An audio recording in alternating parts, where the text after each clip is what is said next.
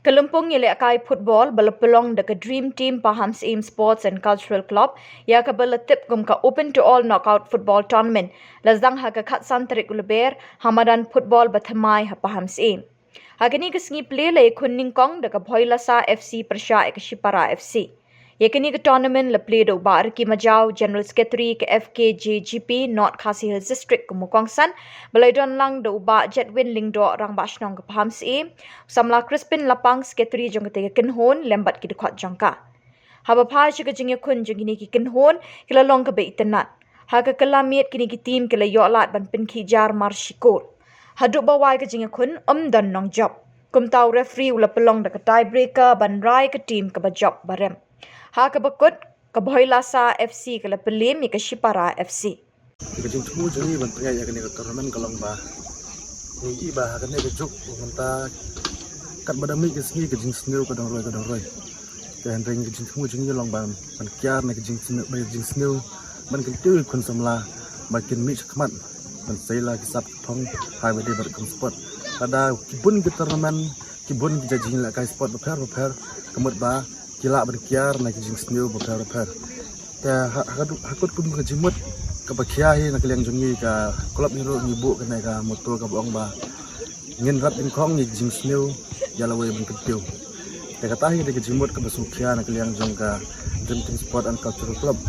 Ta haba wan ra ya ka lawe ben ketiu ya ka lawe jong kun Samla ngi hab rat in kong sha ya ke jing snew.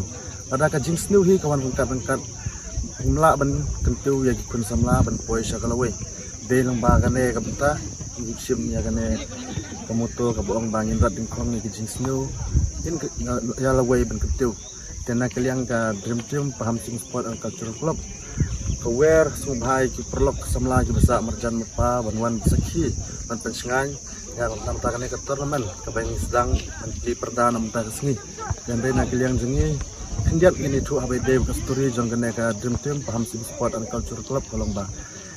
Ya kene ka klub hijing isang kam de ka klub house nam arja rap saw baladap. Ta kadan ka tournament balap nyai da ka FKJGP jong Pahams minute. Isi mentah kene tournament tang masya slok tang sporlok untuk. Hadin bede ngimpai perkat ba ya kete ka tournament ngira jing job senar ngila pois tu ke final.